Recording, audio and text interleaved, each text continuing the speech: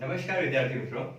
તો આજનો આપણો ટોપિક છે ડીએનએ ફિંગરપ્રિન્ટિંગ. બરાબર, આજે આપણે શું ભણીશું? તો ડીએનએ ફિંગરપ્રિન્ટિંગ વિશે અભ્યાસ કરીશું. તો ડીએનએ ફિંગરપ્રિન્ટિંગ જે છે આ પદ્ધતિ શાના માટે આપણે ઉપયોગ કરીએ છીએ, આ પદ્ધતિ કેવી રીતે દર્શાવવામાં આવે છે, એ બધી વસ્તુઓ આજે આપણે ભણવાનો પ્રયત્ન કરવાના છીએ. બરાબર, તો હવે જો ડીએનએ ફિંગરપ્રિન્ટિંગ છે ને, એક સામાન્ય રીતે જો જોઈએ તો માનવ હોય ને, બરાબર, તો અહીંયા આપણે જોઈએ કે જે માનવ છે મતલબ કે મનુષ્ય, આ માનવની અંદર શું રહેલા છે? તો કે જનીનો રહેલા છે. બરાબર, મનુષ્ય શું ધરાવે છે? મનુષ્યના શરીરના કોષોમાં શું આવેલા હોય છે? તો કે જનીન આવેલા હોય છે. હવે આ જે જનીન છે એ જનીન કેવી રીતે રચાતા હોય? તો કે જનીન રચાતા હોય ન્યુક્લિયોટાઇડ્સ થી. બરાબર, ન્યુક્લિયોટાઇડ બેઝ પેર થી. કેટલા ન્યુક્લિયોટાઇડ બેઝ પેર હોય? તો ત્યાં ન્યુક્લિયોટાઇડ બેઝ પેર કેટલા જોવા મળે આપણને? તો 3 × 10⁹ બેઝ પેર. કેટલા? તો કે 3 × 10⁹ બેઝ પેર. બરાબર, આટલા ન્યુક્લિયોટાઇડ્સ ત્યાં રહેલા હોય છે. હવે જો ડીએનએ ની અંદર આપણે આવો એક મનુષ્ય છે, આવા લાખો હજારો અજબો મનુષ્યો, મતલબ કે પૃથ્વી પર જે માનવ સૃષ્ટિ જે વસવાટ કરે છે, બરાબર, એ માનવની અંદર જે જનીનો હશે, એ જનીનોની અંદર જે ન્યુક્લિયોટાઇડ બેઝ ક્રમ હશે એ કેટલા હશે? બેઝ પેર કેટલા હશે? તો કે 3 × 10⁹ બેઝ પેર જેટલા ત્યાં જોવા મળતા હશે. બરાબર, હવે અહીંયા શું છે કે આ જે બેઝ ક્રમ છે, બરાબર, એ કોના ઉપર? તો કે ઇન શોર્ટ આપણે એવું કહીએ કે ડીએનએ. બરાબર, શાની ઉપર? તો કે ડીએનએ. હવે આ જે ડીએનએ છે એ ડીએનએ ની શૃંખલામાં કોઈ પણ લઈ લો, બધાની અંદર આટલા જ રહેવાના છે, બરાબર, ન્યુક્લિયોટાઇડ ના ક્રમ. પણ બધા વ્યક્તિ છે, બરાબર, બધા વ્યક્તિની અંદર જે ડીએનએ છે એ ડીએનએ ની જે શૃંખલા છે એ ડીએનએ ની શૃંખલાના એટલે કે એમ ની અંદર જે ન્યુક્લિયોટાઇડ બેઝ છે, આ બેઝ ના ક્રમમાં, બરાબર, ન્યુક્લિયોટાઇડ બેઝ છે, આ ન્યુક્લિયોટાઇડ બેઝ ના ક્રમમાં સમાનતા હોવાના કારણે, બરાબર, શું કહે છે? સમાનતા હોવાના કારણે દરેક વ્યક્તિ ન્યુક્લિયોટાઇડ બેઝ ક્રમમાં સમાનતા હોવાના કારણે દરેક વ્યક્તિ મતલબ કે દરેક માનવ દેખાવ સ્વરૂપે, દરેક વ્યક્તિ, દરેક માનવ કેવો? તો કે દેખાવ સ્વરૂપે એ કેવો હોય છે? તો વિશિષ્ટ જોવા મળે છે. બરાબર, આટલું સુધી સમજાય છે? અહીંયા ડીએનએ શાનાથી બનેલો? ન્યુક્લિયોટાઇડ બેઝ થી બનેલો. એના ક્રમમાં શું કહે છે? સમાનતા. બરાબર, સમાનતા ના કારણે દરેક વ્યક્તિ, માનવ દેખાવ સ્વરૂપે કેવો હોય છે? વિશિષ્ટ હોય છે. ઓકે, હવે અહીંયા શું કીધું છે? ક્રમમાં સમાનતા. મતલબ કે આપણી પાસે ડીએનએ છે, તો ડીએનએ ના ક્રમ કયા? ન્યુક્લિયોટાઇડ બેઝ કયા? તો કે એડેનિન, થાઇમિન, ગ્વાનિન અને સાઇટોસિન. બરાબર, આ જે ન્યુક્લિયોટાઇડ્સ છે, આ ન્યુક્લિયોટાઇડ્સ ના ક્રમમાં આપણને શું જોવા મળે? તો કે સમાનતા. મતલબ કે આપણી પાસે ટોટલ આ 4 પ્રકારના જ ન્યુક્લિયોટાઇડ બેઝ ક્રમ આવેલા હોય અને ક્યાં ગોઠવાયેલા હોય? તેના ડીએનએ પર ગોઠવાયેલા હોય, જે કોષ કેન્દ્રની અંદર રહેલું છે. તો હવે જો અહીંયા આપણે ડીએનએ ફિંગરપ્રિન્ટિંગ ભણીએ છીએ, બરાબર, તો બે માનવની અંદર આપણે શું કરીએ છીએ? બે મનુષ્ય છે,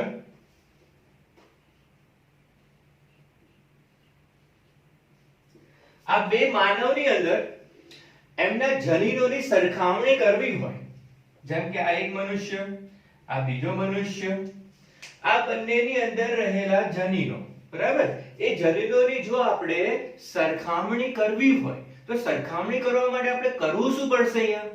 તો જો સરખામણી કરવી હોય તો આપણે દરેક માનવ એટલે કે આ અને આ બે માનવ છે એમના આ જે જનીન છે એ જનીનની અંદર રહેલા જે ન્યુક્લિયોટાઇડ બેઝ ક્રમ છે 3 × 10⁹ બેઝ પેર એની શું કરવી પડે? તો સરખામણી કરવી પડે. પહેલા શું કરીશું? પહેલા આ વ્યક્તિના જનીનોની સરખામણી કરી લઈએ ન્યુક્લિયોટાઇડ બેઝ પેરની. પછી શું કરીશું? આની આપણે ડીએનએ ન્યુક્લિયોટાઇડ બેઝ પેરની સરખામણી કરી લઈએ, મતલબ કે એને દર્શાવી દઈએ.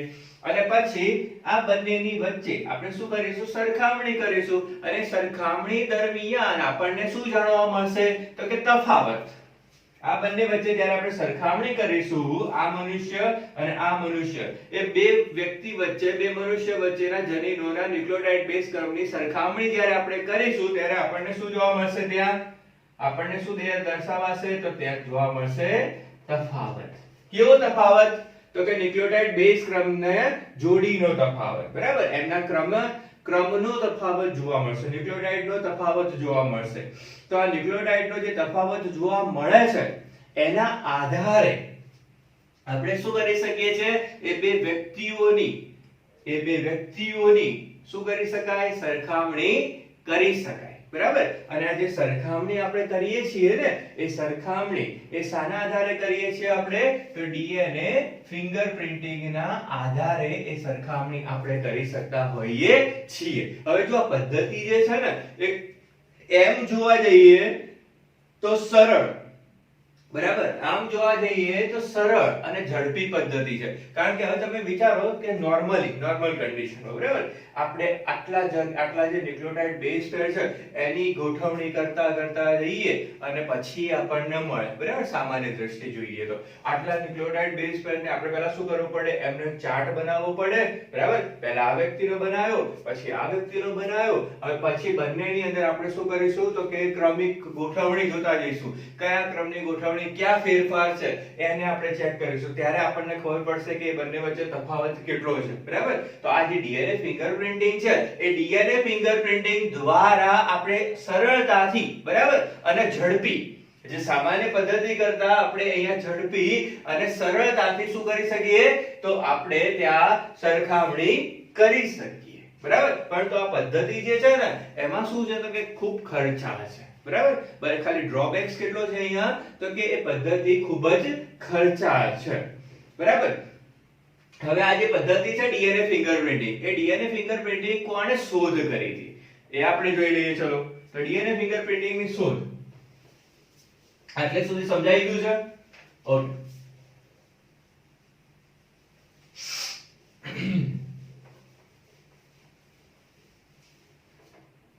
તો ડીએનએ ફિંગરપ્રિન્ટિંગ જેની શોધ કોણે કરી હતી? તો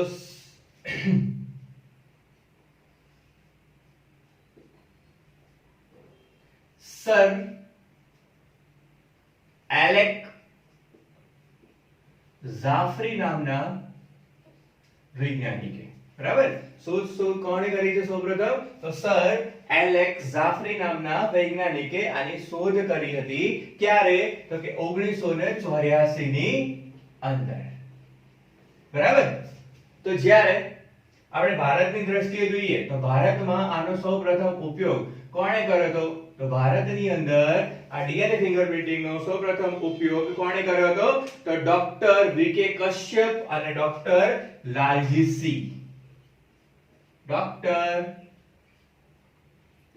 વીકે કશ્યપ અને ડોક્ટર લાલજી સી નામના બે વૈજ્ઞાનિકોએ આ પદ્ધતિનો ઉપયોગ કરેલો છે. મતલબ કે ભારતની અંદર આ પદ્ધતિને દર્શાવાઈ છે. ઓકે, હવે અહીંયા આપણને તો બેઝિક તો ખબર છે, ડીએનએ શું છે, ન્યુક્લિયોટાઇડ શું છે, નાઇટ્રોજન બેઝ શું છે. બરાબર, આટલી માહિતી આપણે બધાને ખબર છે.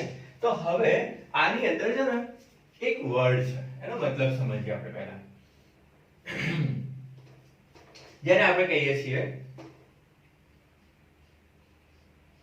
પોલીમોર્ફિઝમ.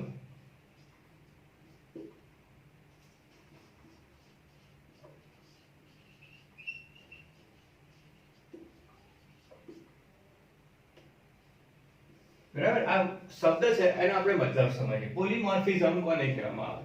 તો પોલીમોર્ફિઝમ એટલે શું? તો કે આમ જોઈએ ને તો જેટલા પણ, મતલબ કે મોટા ભાગના મનુષ્યો મોટા ભાગના જે મનુષ્યો છે બરાબર એ મનુષ્યોની અંદર આ જે ડીએનએ છે ને એ ડીએનએ કેવો હોય તો સમાન મોટા ભાગના મનુષ્યમાં આ જે ડીએનએ છે એ ડીએનએ કેવો હોય છે તો કે સમાન હોય છે પરંતુ કોઈક ભાગ એવો જોવા મળે કે જ્યાં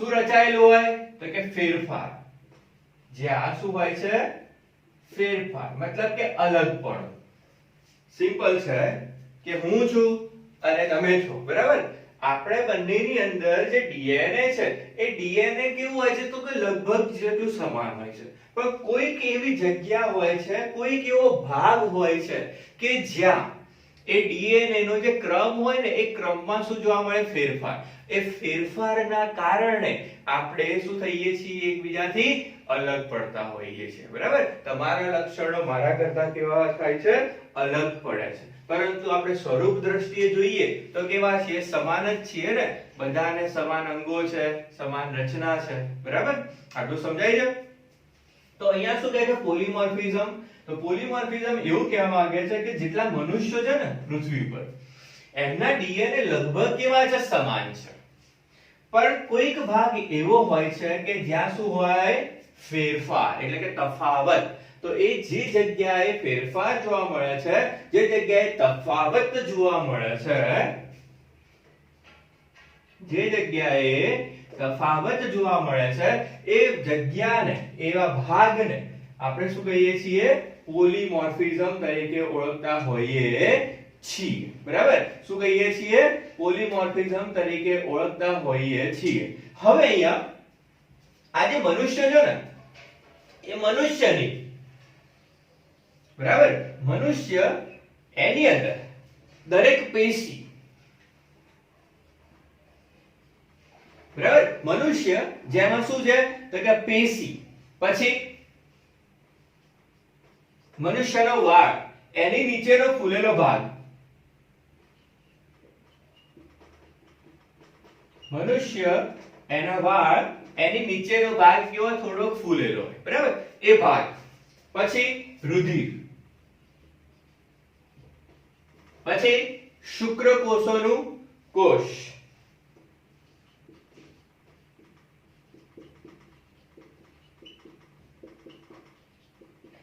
ઓકે પછી નખ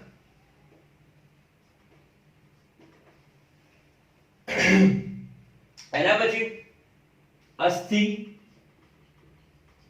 તથા લાળ આ બધાની અંદર આપણને શું જોવા મળે ડીએનએ બરાબર મનુષ્ય એની અંદર પેશી વાળ રુધિર શુક્રકોષનો કોષ નખ અસ્થિ અને લાળ જેની અંદર શું રહેલું હોય છે આ બધા જે આપણે ઉદાહરણ લીધા છે ને એ બધાની અંદર શું રહેલું જોવા મળે આપણને તો ત્યાં આપણને જોવા મળે ડીએનએ બરાબર હવે આ જે ડીએનએ છે ને હવે ડીએનએ હોય તો ત્યાં પોલીમોર્ફિઝમ તો જોવા મળશે જ ને સમજો છો શું કહેવા માંગુ છું આ રચના છે બરાબર હવે એની અંદર આપણને શું જોવા મળે તો કે પોલીમોર્ફિઝમ જોવા મળે તો આ પોલીમોર્ફિઝમના કારણે આપણું ડીએનએ જે છે આ પોલીમોર્ફિઝમના કારણે મારું જે ડીએનએ છે એ તમારા ડીએનએ થી કેવું થાય ફેરફાર મતલબ કે મારું ડીએનએ એ તમારા ડીએનએ થી કેવું પડે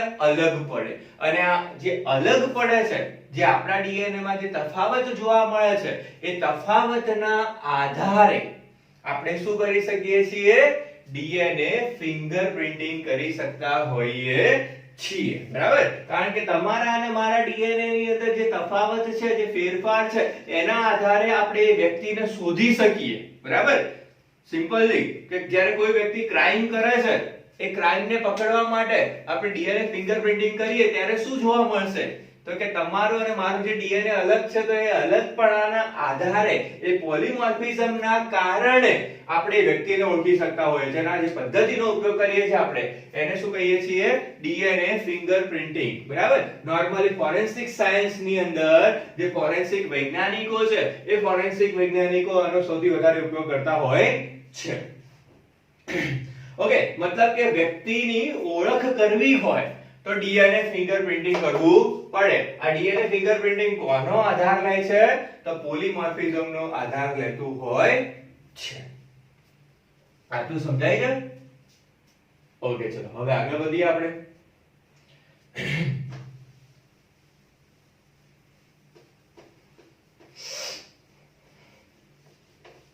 હવે જો અહીંયા આપણે એવું વાત કરી ને પોલીમોર્ફિઝમ. પોલીમોર્ફિઝમ મતલબ શું? તફાવત. બરાબર? તો એને આપણે વિકૃતિ સાથે સરખાઈ શકીએ.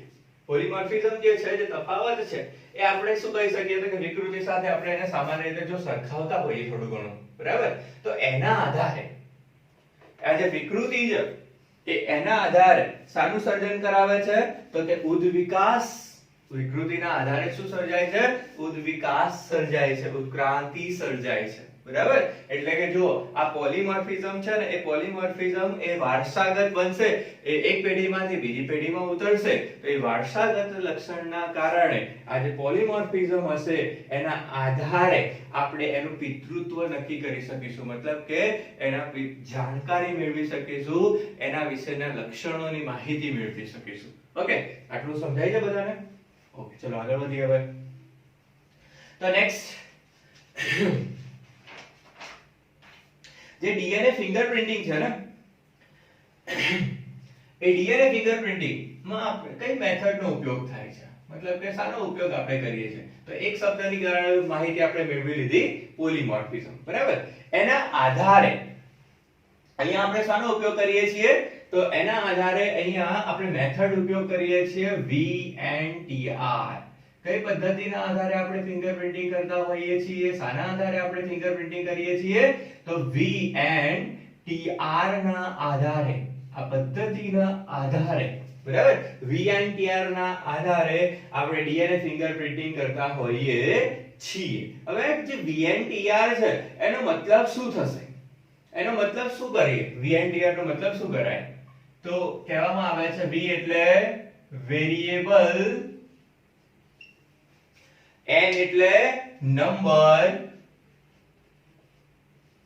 વેરિયેબલ નંબર ઓફ, T એટલે ટેન્ડન, R એટલે repeats. Variable number of tandem repeat. બરાબર? આના આધારે આપણે શું કરીએ છીએ? ચેક કરીએ છીએ. શું ચેક કરીએ છીએ? તો કે તફાવત. કયો તફાવત? તો કે પોલીમોર્ફિઝમ. બરાબર? કયો તફાવત? પોલીમોર્ફિઝમ. મતલબ કે variable number of tandem repeats. Variable number of tandem repeats નો મતલબ શું થાય છે? જે ન્યુક્લિયોટાઇડ્સ છે એની ક્રમિક ગોઠવણીના આધારે આપણને શું જોવા મળે છે? તફાવત જોવા મળે છે. અને તફાવતના આધારે આપણે શું કરીએ છીએ? આ ફિંગરપ્રિન્ટિંગ કરતા હોઈએ છીએ. કેમ? કારણ કે આ જે VNTR છે, વેરિયેબલ નંબર ટેન્ડમ રિપીટ્સ, આ વેરિયેબલ નંબર ટેન્ડમ રિપીટ્સ છે એ શું કરે છે? તો એ જુદા જુદા, એટલે કે વેરિયેબલ નંબર ટેન્ડમ રિપીટ્સ ને આપણે શું કહીએ છીએ? તો કે ટૂંકા પુનરાવર્તિત. શું કહે છે? ટૂંકા પુનરાવર્તિત ન્યુક્લિયોટાઇડ ક્રમ.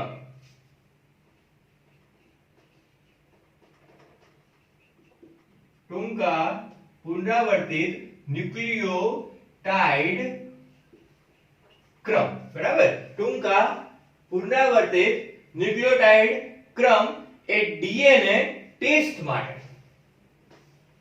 આ શું છે?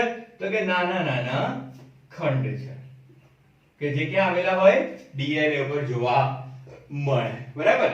હવે આ જે VNTR છે, વેરિયેબલ નંબર ટેન્ડમ રિપીટ્સ છે. બરાબર? એને આપણે સિમ્બલ જો કહીએ એલેક્સ જેફરીના મત મુજબ તો એને શું કહેવામાં આવે છે? મિની સેટેલાઇટ તરીકે ઓળખવામાં આવે છે. એને શું કહીએ છીએ? Mini satellite. મિની સેટેલાઇટ નામ તરીકે આપણે એને ઓળખતા હોઈએ છીએ. હવે આ જે વિકૃતિ છે, બરાબર, પોલીમોર્ફિઝમ શાના આધારે નિર્માણ પામતું હોય છે? તો કે વિકૃતિના આધારે એ નિર્માણ પામતું હોય છે અને એ વિકૃતિ આગળ વધે એના આધારે શું સર્જાય છે? તો કે ઉદ્વિકાસ અને ઉત્ક્રાંતિ નું શું થતું હોય છે? સર્જન થતું હોય છે. ઓકે, આટલે સુધી સમજાય છે બધાને? નેક્સ્ટ હવે આગળ જોઈએ તો કે VNTR છે ને, જેની અંદર આપણે શું કીધું? ટૂંકા પુનરાવર્તિત ન્યુક્લિયોટાઇડ ક્રમ, બરાબર? કેટલા? તો કે 11 થી કેટલા ન્યુક્લિયોટાઇડ્સ? તો કે 11 થી 16 બેઝ પેર જેટલા, બરાબર? 11 થી 16 બેઝ પેર જેટલા ન્યુક્લિયોટાઇડ અહીંયા રહેલા હોય છે. મતલબ કે પુનરાવર્તિત શ્રેણીમાં જોવા મળે. એમનો જે ક્રમ છે એ 11 થી 16 બેઝ પેરે એ શું થતો જશે? પુનરાવર્તિત થતો જશે. પુનરાવર્તિત થવાના આધારે જોવા મળે છે. અને આ ક્યાં જોવા મળે છે? આનું સ્થાન ક્યાં હોય છે? તો કે પ્રક્રિયા સ્થાનની, આ VNTR એ ક્યાં જોવા મળશે? તો પ્રક્રિયા સ્થાનની બાજુમાં.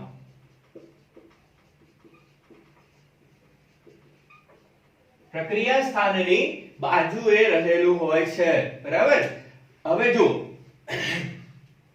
VNTR જે છે, બરાબર, એમનું જે સ્થાન છે, એમની જે સંખ્યા છે, બરાબર, મતલબ કે VNTR નું સ્થાન અને એમના સંખ્યાના આધારે, એમના અલગપણાના આધારે અહીંયા આપણને શું જોવા મળે છે? તો કે ત્યાં એની લંબાઈના આધારે આમના ક્રમોમાં ફેરફાર જોવા મળતો હોય છે, બરાબર? જેમ DNA નું કદ લાંબુ છે, જેમ DNA નો ફેરફાર થાય છે, એમ VNTR ની સંખ્યા અને સ્થાનમાં શું થતો હોય છે? ફેરફાર થતો હોય છે. હવે આ જે પુનરાવર્તિત ક્રમ છે ને, એની અંદર આપણને અમુક સ્થાન એવા જોવા મળે છે કે જ્યાં નાના નાના ટુકડાઓના સ્વરૂપમાં રહેલા, બરાબર? એ પણ શાનાથી બનેલા હોય? તો કે ન્યુક્લિયોટાઇડના ક્રમથી જ રચાતા હોય, કે જેની અંદર આપણે શું કરીએ છીએ? તો કે જ્યારે ફિંગરપ્રિન્ટિંગ કરતા હોઈએ છીએ, એ ફિંગરપ્રિન્ટિંગ દરમિયાન આપણે એનું પુનરાવર્તિત ક્રમની માહિતીને આગળ શું કરીએ છીએ? ટ્રાન્સફર કરીએ છીએ, બરાબર? અને આ જે ફિંગરપ્રિન્ટિંગની પદ્ધતિ છે એની અંદર 1 માઇક્રોગ્રામ જેટલું પણ DNA, 1 માઇક્રોગ્રામ જેટલો DNA ના જથ્થાના આધારે પણ આપણે શું કરી શકતા હોઈએ છીએ? તો ફિંગરપ્રિન્ટિંગ કરી શકતા હોઈએ છીએ. 1 માઇક્રોગ્રામ જેટલું DNA પણ આપણને ફિંગરપ્રિન્ટિંગમાં મદદ કરે છે. એટલા DNA ના ક્રમથી, એટલા DNA ના જથ્થાથી આપણે ફિંગરપ્રિન્ટિંગ કરી શકતા હોઈએ છીએ, બરાબર? આટલે સુધી સમજાય છે? તો આ થઈ એની બેઝ, એની પ્રસ્તાવના, બરાબર? હવે આગળ આપણે શું જોઈએ કે આ જે પદ્ધતિ છે એ પદ્ધતિ આપણે કઈ રીતે એનો ઉપયોગ કરીએ છીએ અને કયા કયા તબક્કાઓમાં એ વિભાજિત થયેલી છે, બરાબર? એના આધારે આપણે આગળ જોઈએ. તો હવે આપણે જોઈએ DNA ફિંગરપ્રિન્ટિંગના તબક્કા, કે કયા કયા તબક્કામાં DNA ફિંગરપ્રિન્ટિંગ કરાય છે, બરાબર? એના સ્ટેપ્સ શું છે? તો પહેલું છે DNA નું અલગીકરણ, બરાબર? આ સ્ટેપ્સ છે ને, યાદ રાખજો, બરાબર? શોર્ટ ક્વેશ્ચન ની અંદર સ્ટેપ પૂછાતા હોય છે. તો પહેલું છે DNA નું અલગીકરણ. 2 રિસ્ટ્રિક્શન એન્ઝાઇમ દ્વારા DNA નું પાચન. રિસ્ટ્રિક્શન ઉત્સેચક દ્વારા, રિસ્ટ્રિક્શન એન્ઝાઇમ્સ એટલે શું? રિસ્ટ્રિક્શન ઉત્સેચકો, બરાબર, દ્વારા DNA નું શું કરવું? તો પાચન કરવું, એટલે કે નાના નાના ટુકડામાં વિભાજિત કરવું, બરાબર? જેટલો ટુકડો આપણને જરૂર છે એટલા ભાગમાં આપણે શું કરીશું? એનું વિભાજન કરાવીશું. નેક્સ્ટ છે થર્ડ સ્ટેપ. અહીંયા આપણે શાનો ઉપયોગ કરીએ છીએ? તો કે ઇલેક્ટ્રોફોરેસિસ પદ્ધતિ. મતલબ કે અહીંયા ઇલેક્ટ્રોફોરેટિક એક ઇન્સ્ટ્રુમેન્ટ છે, બરાબર? જે મોલેક્યુલર બાયોલોજીમાં, પછી બાયોકેમિસ્ટ્રીની લેબમાં વપરાતું હોય છે, પેથોલોજી લેબની અંદર, કે જેમાં DNA નું આપણે ચકાસણી કરવી હોય, એને અલગીકરણ કરવું હોય ત્યારે આપણે એનો ઉપયોગ કરીએ છીએ. તો ઇલેક્ટ્રોફોરેસિસ પદ્ધતિ દ્વારા DNA ના ટુકડાનું અલગીકરણ, બરાબર? નેક્સ્ટ ચોથું સ્ટેપ છે DNA ના બેન્ડને, એટલે કે ઇલેક્ટ્રોફોરેસિસ દ્વારા જે ડીએનએ અલગીકરણ થશે એ કયા સ્ટેપમાં? તો ડીએનએ પટ્ટાઓ સ્વરૂપે, એટલે કે બેન્ડ સ્વરૂપે આપણને એ જોવા મળશે. હવે ચોથા સ્ટેપમાં આપણે શું કરીશું કે ઇલેક્ટ્રોફોરેસિસ દ્વારા જે ડીએનએ ના ટુકડા બેન્ડ સ્વરૂપે મળ્યા છે એને આપણે નાયલોન કલા ઉપર અથવા નાઇટ્રોસેલ્યુલોઝ પેપર પર આપણે એને શું કરીએ છીએ તો કે એના ઉપર આપણે લઈએ છીએ, મતલબ કે ટ્રાન્સફર કરાવીએ છીએ, જેને આપણે શું કહીએ છીએ સર્જન બ્લોટિંગ તરીકે ઓળખતા હોઈએ છીએ. પાંચમું છે લેબલ્ડ વીએનટીઆર પ્રોબ થી. બરાબર, લેબલ્ડ વીએનટીઆર એટલે શું? તો રેડિયો એક્ટિવ સબસ્ટન્સ નો ઉપયોગ કરી આપણે શું કરીએ છીએ તો પ્રોબ તૈયાર કરીએ છીએ કે ડીએનએ જેવો એક નાનો ટુકડો તૈયાર કરીએ છીએ. બરાબર, કે આપણને ખબર છે કે આપણા ડીએનએ ની અંદર અમુક ભાગ એવો હોય છે કે જે તફાવત સ્વરૂપે રહેલો છે, તો એને આપણે શું કરીશું રેડિયો લેબલ્ડ કરીશું અને રેડિયો લેબલ કરીને એટલે કે રેડિયો એક્ટિવ સબસ્ટન્સ વડે ટ્રીટમેન્ટ આપીશું, પ્રક્રિયા કરાવીશું. હવે રેડિયો એક્ટિવ પ્રોબ બની ગયો છે, એને આપણે શું કરીશું તો આપણા ડીએનએ સાથે જે આપણે અલગીકરણ કર્યું છે એ ડીએનએ સાથે આપણે શું કરાવીશું એનું હાઇબ્રિડાઇઝેશન કરવાઈશું. અને હાઇબ્રિડાઇઝેશન થયા પછી આપણે શું કરીએ છીએ એનું ઓટો રેડિયોગ્રાફી. ઓટો રેડિયોગ્રાફી એટલે શું? તો કે ક્ષ કિરણ વડે આપણે એને શું કરીશું ટ્રીટમેન્ટ કરીશું, ક્ષ કિરણ વડે આપણે એની ચકાસણી કરતા હોઈએ છીએ. તો આ 6 સ્ટેપ્સ છે. બરાબર, ડીએનએ ફિંગરપ્રિન્ટિંગ ના આ 6 સ્ટેપ્સ ને આપણે કન્ટિન્યુ વન બાય વન જોઈએ. બરાબર, શોર્ટ ટૂંકની એક ખાલી ઉપર ખાલી માહિતી આપણે એક વખત જોઈ લઈએ કે ડીએનએ ફિંગરપ્રિન્ટિંગ અને તબક્કાઓ શું શું છે. બરાબર, હવે ચલો આપણે જોઈ લઈએ કે વન બાય વન કે ડીએનએ નું અલગીકરણ આપણે કઈ રીતે કરાવીશું. તો સૌપ્રથમ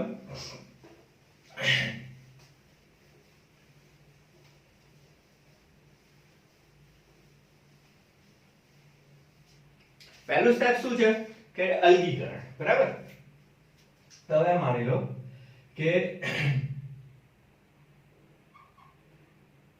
શરીર જેમ હમણાં આપણે વાત કરીને કે જે ભાગની અંદર ડીએનએ રહેલો હોય, બરાબર, જે કોષની અંદર ડીએનએ રહેલો હોય એ સેમ્પલ તરીકે આપણે લઈ શકીએ. જેમ કે શુક્રકોષ છે, શુક્રકોષમાં ડીએનએ રહેલો હોય. બરાબર, જેમ કે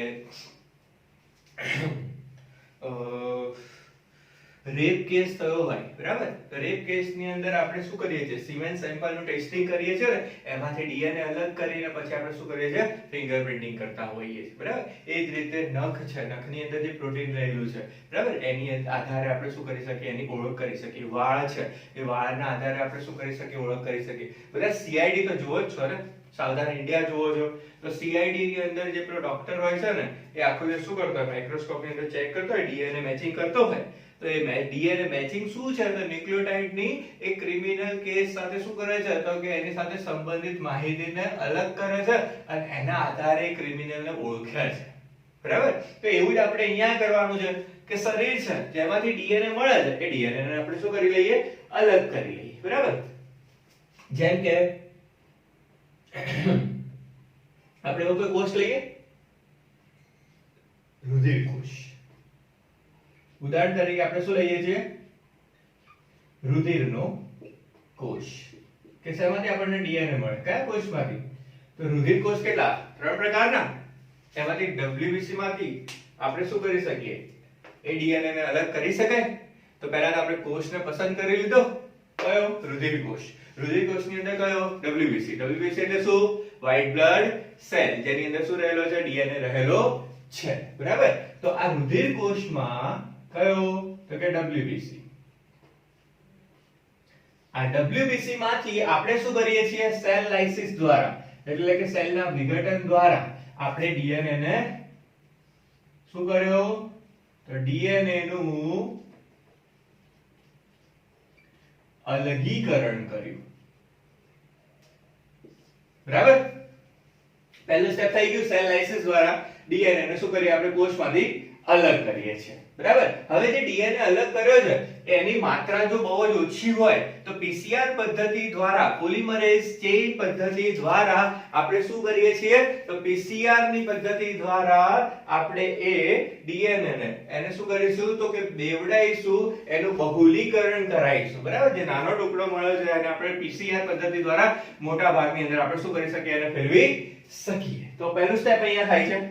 સેકન્ડ સ્ટેપ શું છે કે અહીંયા આપણે શું કરીશું સેકન્ડ સ્ટેપ ની અંદર? સેકન્ડ સ્ટેપ શું કહેતા હતા?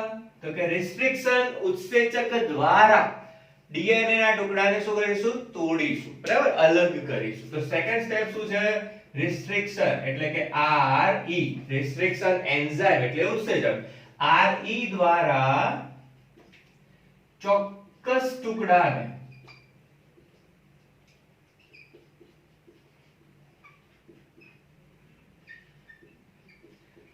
શું કરીશું? આપણે તોડીશું.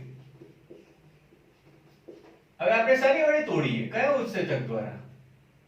રિસ્ટ્રિક્શન ઉત્સેચકને કીધું કેટલા ટુકડામાં વિભાજિત કરશે, કેટલા ન્યુક્લિયોટાઇડ્સમાં? તો 4 થી 8 ક્રમ હોય ન્યુક્લિયોટાઇડના, બરાબર? કેટલા ક્રમ? 4 થી 8 ન્યુક્લિયોટાઇડ બેઝ પેરના ક્રમમાં આપણે શું કરી શકીએ? એને અલગ કરી શકીએ, મતલબ કે તોડી શકાય, બરાબર? ઉત્સેચક લઈ શકીએ આપણે ઉદાહરણ તરીકે જો લેવો હોય તો ઉદાહરણ તરીકે જો લેવો હોય તો લઈ શકાય HAE3, બરાબર? રિસ્ટ્રિક્શન ઉત્સેચક છે જેનું જો નામ જાણવું હોય એનું શું કહેવાય છે? તો કે હીમોફિલસ ઇજિપ્સમ. આને શું કહેવામાં આવે છે? હીમોફિલસ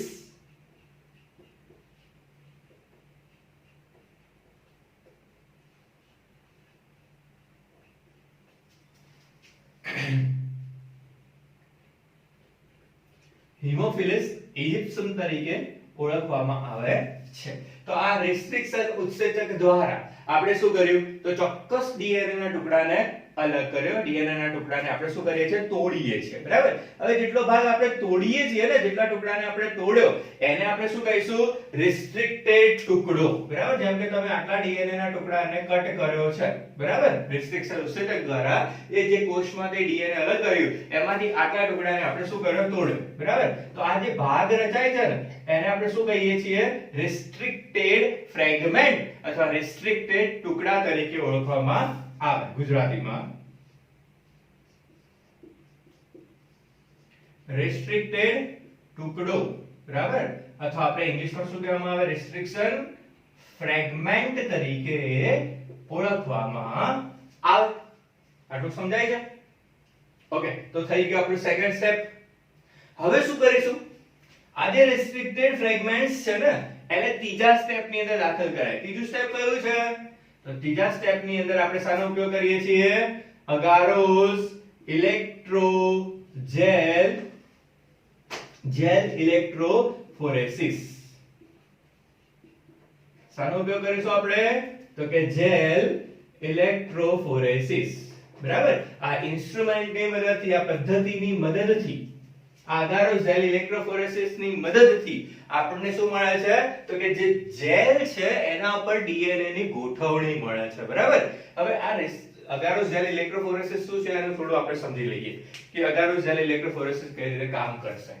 તો બે સ્ટેપ ખબર પડી ગઈ. એક અલગીકરણ અને બીજું શું? તો કે આ રિસ્ટ્રિક્શન દ્વારા ચોક્કસ ડીએનએ ના ટુકડાને આપણે શું કરીએ છીએ? તોડીએ છીએ, બરાબર? Third step. ત્રીજું સ્ટેપ શું છે? તો કે જેલ ઇલેક્ટ્રોફોરેસિસ દ્વારા ડીએનએ ના ટુકડાનું આપણે શું કરીશું? તો કે અલગીકરણ કરાવીશું. ડીએનએ ના ટુકડાની આપણને શું મળશે? બેન્ડ મળશે, બરાબર? તો જેલ ઇલેક્ટ્રોફોરેસિસ.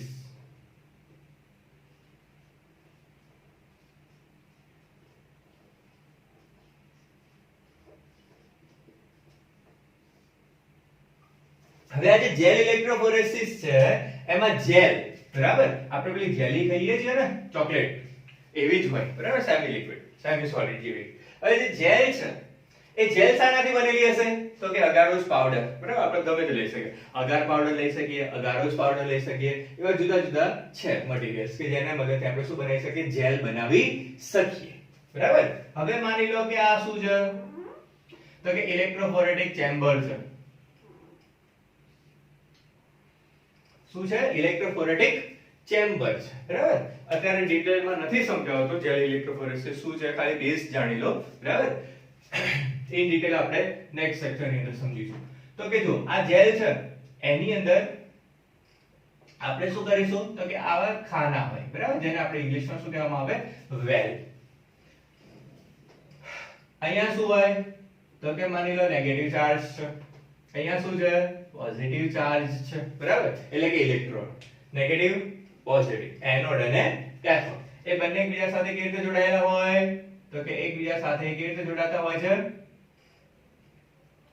તો કે બેટરી સાથે જોડાયેલા હોય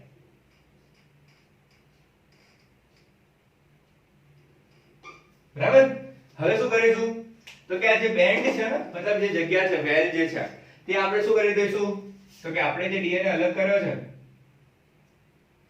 એ ડીએનએ ને આપણે શું કરીએ છીએ તો એની ઉપર દર્શાવી દઈએ છીએ બરાબર એની ઉપર રાખી દઈએ છીએ હવે ત્યારે અહીંયા આ ઇલેક્ટ્રોફોરેસિસ દ્વારા આપણે શું કરીશું તો કે જ્યારે વીજળી પસાર કરીશું મતલબ કે ઇલેક્ટ્રિક પાવર જનરેટ કરીશું ત્યારે આ કેટલા તો કે 30 મિનિટ માટે અને 50 વોલ્ટ બરાબર વિદ્યુત પ્રવાહ જ્યારે પસાર કરીશું ત્યારે આની અંદર શું રહેલો છે ડીએનએ રહેલો છે ડીએનએ કેવો છે ફોસ્ફોરિક ગ્રુપના કારણે ફોસ્ફેટ સમૂહના કારણે એ નેગેટિવ ચાર્જ છે બરાબર તો શું થશે જેમ વીજભાર દાખલ થતો જશે જેમ વીજભારના કારણે અહીંયા શું થશે તો કે ડીએનએ જે છે નેગેટિવ ચાર્જ એ શું કરશે તો નેગેટિવ થી પોઝિટિવ તરફ એ આકર્ષિત થશે મતલબ કે અહીંયાથી આપણને શું મળશે તો ડીએનએ ના આપણને બેન્ડ જોવા મળશે બરાબર સારા ઉપર તો કે આપડા જેલ ઉપર ઓકે આટલું સમજી ગયા હવે આ જે બેન્ડ કઈ રીતે મળે છે તો કે જેમ કે મોટા ન્યુક્લિયોટાઇડ અણુ હોય ને જેમ કે મોટા અણુ છે ન્યુક્લિક એસિડ છે પ્રોટીન છે બરાબર એને અલગ કરવા માટે આપણે ઇલેક્ટ્રોફોરેસિસ નો ઉપયોગ કરતા હોય છે કે આ ઇલેક્ટ્રોફોરેસિસ દ્વારા આપણે શું કરીએ છીએ એમના કદના આધારે એમની સાઈઝ બરાબર સાઈઝ અને કદ એમના વીજભારના આધારે આપણે શું કરીએ છીએ અને અલગીકૃત કરતા હોઈએ છીએ હવે આ થઈ ગયું આપણું ઇલેક્ટ્રોફોરેસિસ હવે ઇલેક્ટ્રોફોરેસિસ પછી આપણને શું મળશે તો આમાંથી આપણને આ વિદ્યુત પ્રવાહ પસાર કરતો બંધ કરી દેવાનો એમાંથી આપણે શું કરીશું તો કે આપણી જેલ બરાબર શું છે ઇલેક્ટ્રોફોરેટિક જેલ છે આપણે આમાંથી મશીનમાંથી એને બહાર નીકાળી લીધી તો અહીંયા આપણને શું મળી જશે તો ડીએનએ ના બેન્ડ એટલે કે ડીએનએ ના પટ્ટાઓ અહીંયા આપણને મળી ગયા ઓકે થઈ ગયું હવે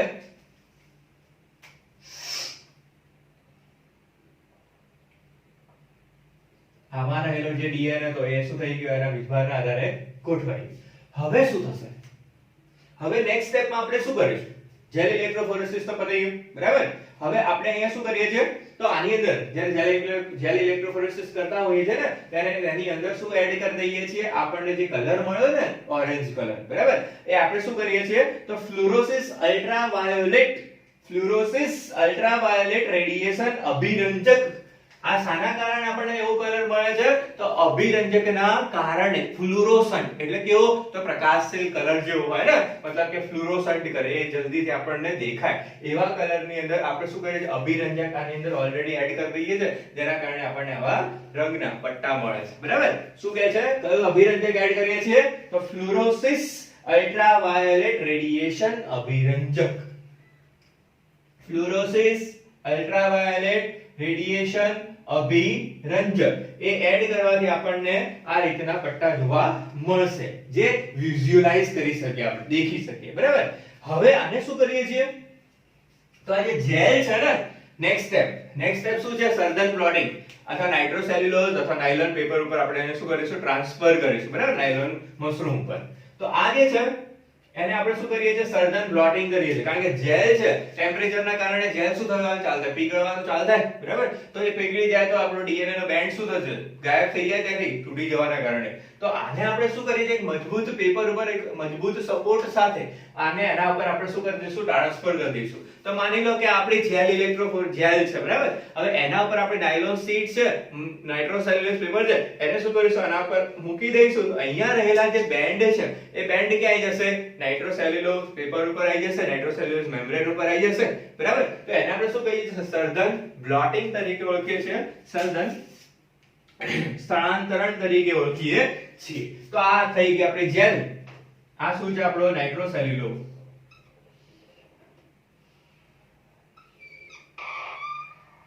ઓકે તો અહીંયા આ જે ફ્લોરોસન્ટ જેલ છે બેન્ડ એ આપણને અહીંયા મળી જશે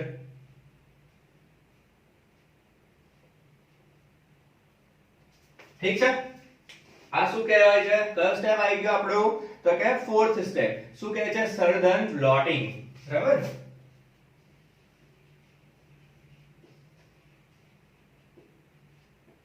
કોના આધારે આ સઘન પ્લોટિંગ શોધવામાં આવી હતી? તો સઘન પ્લોટિંગ જે છે એ એડવર્ડ સઘન નામના વૈજ્ઞાનિકના નામ ઉપરથી. સઘન પ્લોટિંગ કેમ કહીએ છીએ? તો એડવર્ડ સઘન નામના વૈજ્ઞાનિકના નામ ઉપરથી આપણે એને ઓળખીએ છીએ. તો અહીંયા જેલ ઉપર રહેલા ડીએનએ બેન્ડને આપણે ક્યાં લઈ લીધો? તો કે પ્લોટિંગ પેપર ઉપર. બરાબર, હવે અહીંયા શું કરીશું નેક્સ્ટ સ્ટેપ ની અંદર? તો કે સંકરણ કરાઈશું. કોની સાથે સંકરણ કરાઈશું? તો કે નેક્સ્ટ સ્ટેપ છે અહીંયા આપણો સંકરણ. સંકરણ એટલે હાઇબ્રિડાઇઝેશન. બરાબર, કોની સાથે કરાઈશું આપણે? તો કે રેડિયો એક્ટિવ તત્વનો ઉપયોગ કરીશું. VNTR જે રેસ્ટ્રિક્ટેડ ટુકડાઓ હતા ને, રેસ્ટ્રિક્ટેડ ટુકડાઓ પર આપણે શું કરીએ છીએ? તો કે જે રેસ્ટ્રિક્ટેડ ટુકડાઓ છે એ મતલબ કે VNTR ના જે ભાગો છે, બરાબર, એના ઉપર આપણે શું કરીશું? એ ટુકડાઓ જે અલગ પડે છે ને એને આપણે રેડિયો એક્ટિવ તત્વ વડે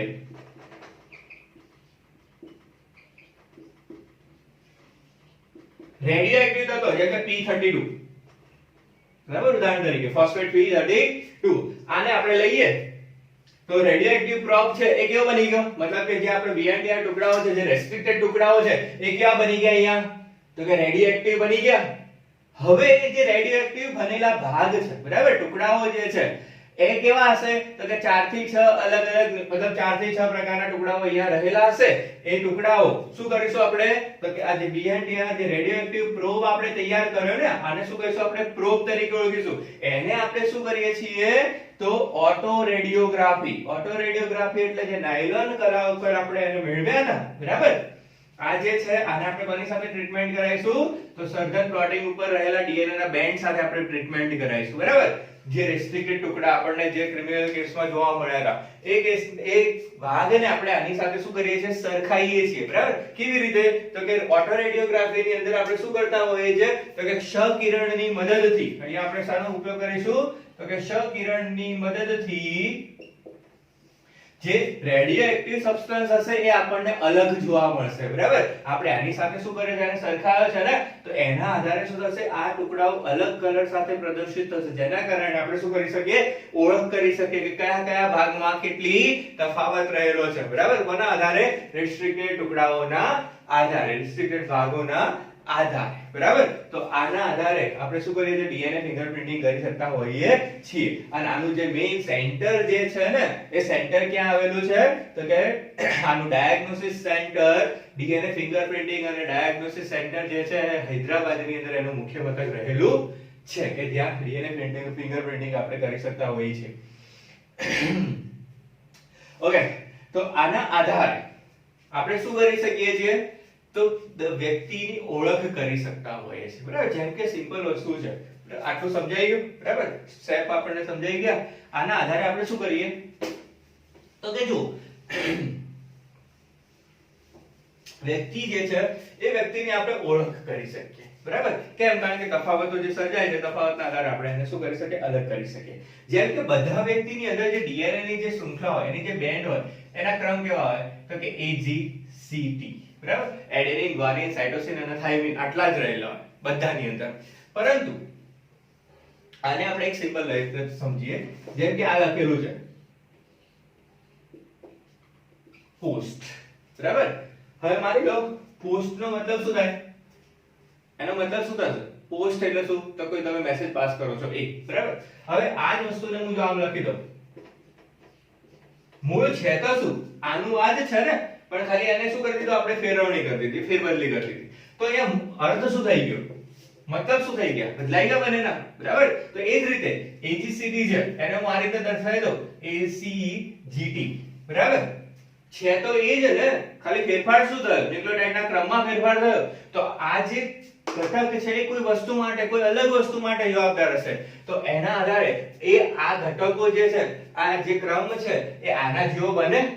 તો કે ના, કારણ કે આ કોઈ બીજી વસ્તુ માટે જવાબદાર હશે તો આ કોઈ બીજી વસ્તુ માટે જ જવાબદાર બનશે ને. કારણ કે ભલે ન્યુક્લિયોટાઇડ્સ બધામાં સરખા છે, પણ એમના ક્રમ અલગ અલગ હોવાના કારણે એ શું થાય છે? એકબીજાથી અલગ પડતા હોય છે. બરાબર, તો આના આધારે આપણે શું કહી શકીએ કે બધું આપણા શરીરની અંદર ડીએનએ ની અંદર આપણા ડીએનએ કે બીજાના ડીએનએ ની બધામાં સેમ જ ન્યુક્લિયોટાઇડ છે, ખાલી ક્રમ અલગ હોવાના કારણે આપણે એમનાથી શું કહીએ છીએ અલગ થઈએ, અને એ પણ બહુ જ નજીવા છે, બરાબર, બહુ જ અમુક ટૂંકના ભાગોમાં કે જેના કારણે આપણે એમનાથી અલગ પડતા હોઈએ છીએ. હવે જો આનો ડીએનએ ફિંગરપ્રિન્ટિંગ નો ઉપયોગ ક્યાં ક્યાં થાય, કઈ જગ્યાએ ડીએનએ ફિંગરપ્રિન્ટિંગ ઉપયોગમાં લઈ શકાય?